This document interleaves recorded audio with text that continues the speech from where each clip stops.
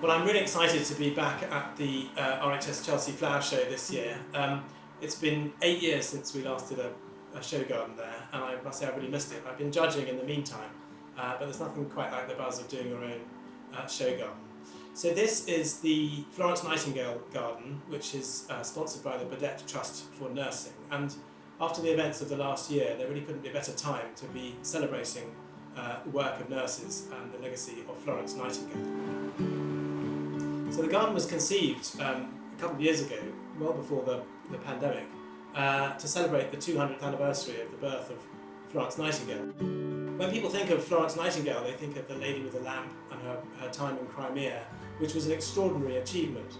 But actually there's so much more to the life of Florence Nightingale that we wanted to communicate through this garden.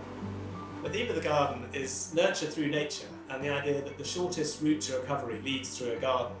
And we want the show garden really to reflect those ideas. We wanted to reflect the life and character of Florence Nightingale and bring out some of the ideas that she advocated about the importance of green spaces, of light and air in hospital settings. So the garden is conceived as a space within a hospital setting. It references the pavilion layouts that Florence Nightingale advocated with wards arranged around courtyard spaces. The building itself is represented by this elegant pergola structure that wraps around three sides of the garden, as if you're looking into the garden from a wall.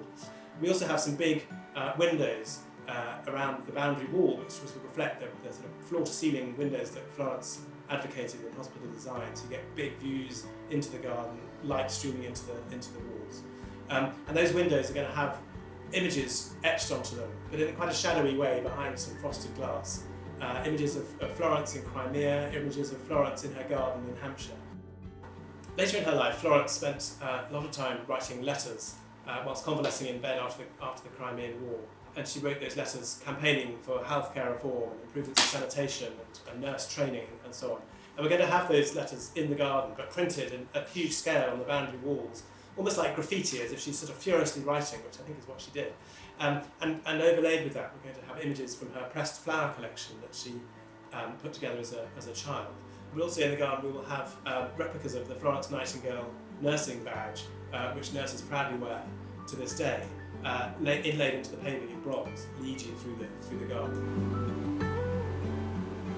So the pergola is constructed from cross-laminated timber, or CLT, which is a very sustainable and very strong material that allows us to create these quite unlikely cantilevers and these very long spans. And we're quite interested to see how it responds to the sun at different times of day and casts shadows across the garden in different places. So it's quite a dynamic, organic, sculptural work of art, we think. It's been made already by the amazing Jim Johnston who constructs CLT, and it's ready to go to Chelsea. The planting's been designed to create this rich oasis of colour and texture and this calming, restorative space. But we've also picked a lot of plants that have medicinal qualities, and many of which Florence would have had in her nursing bag.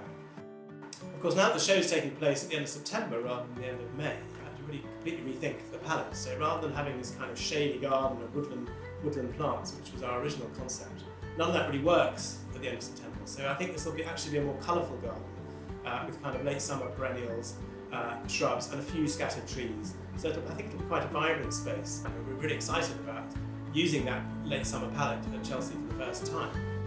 So this was always designed as a real garden, as a practical garden space. We're really thrilled that after the show, this garden is going to go to St Thomas's Hospital, where patients and staff and the public can use this as a real garden space, where it can become a kind of permanent memorial to the legacy of Florence Nightingale.